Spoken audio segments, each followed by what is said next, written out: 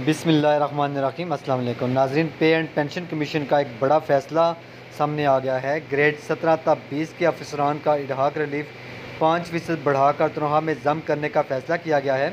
वफाकी हुकूमत ने सिंगल तनख्वाह लेने वाले ग्रेड 17 तक 20 के सरकारी अफसरान की तनख्वाह में पाए जाने वाले फ़र्क को ख़त्म करने के लिए साल 2019 में ऐलान करदा इडहाक रिलीफ अलाउंसेस में 5% इजाफ़ा करके पे स्केल में जम करने का फ़ैसला किया है।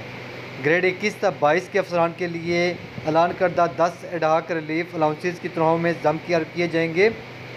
इसी तरह स्पेशल अलाउंसेस और मेडिकल अलाउंस और हाउस रेंट अलाउंस की रकम को 1 जुलाई 2022 की सतह पर मंजूर करने का फ़ैसला किया गया है और ये एक अच्छा फ़ैसला है। वफाकी बजट की मंजूरी के लिए 10 जून को होने वाली वफाकी काबीना के उसी इजलास में पेश की गई समरी के मुताबिक पे एंड पेंशन पैकेज का नोटिफिकेशन की तैयारी आखिरी मराहिल में है, जिसे 1 जुलाई से लागू किया जाएगा। वफाकी हुकूमत ने 1 जुलाई से लागू होने वाले पे एंड पेंशन पैकेज के तहत सूबों की तर्ज पर 150% एग्जेक्टिव अलाउंस वफाक में भी मुतारफ़ करवाने का फ़ैसला किया है। ताहम इसका दायरा कार सिर्फ सेक्रेटरीट में तैनात अफसरान तक महदूद रखा जाएगा। सेक्रेटरीट से बाहर के अफसरान को एग्जेक्टिव अलाउंस नहीं मिलेगा। पे एंड पेंशन पैकेज के तहत 5 एडहाक रिलीफ अलाउंसेस को जम करके साल 2017 के पे स्केल ख़त्म किए जाएंगे और 2022 के नए पे स्केल को लागू किया जाएगा। ग्रेड 17 तक 19 के अफसरान को कन्वेंस अलाउंस की जगह 25,617 रुपये ट्रांसपोर्ट अलाउंस दिया जाएगा।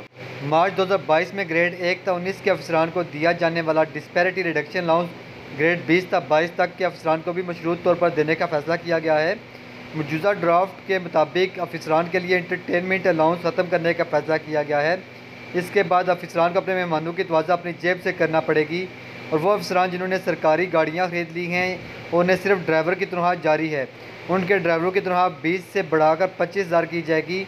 अर्दली अलाउंस को भी 17,500 से बढ़ाकर 25,000 रुपये करने का फ़ैसला किया गया है।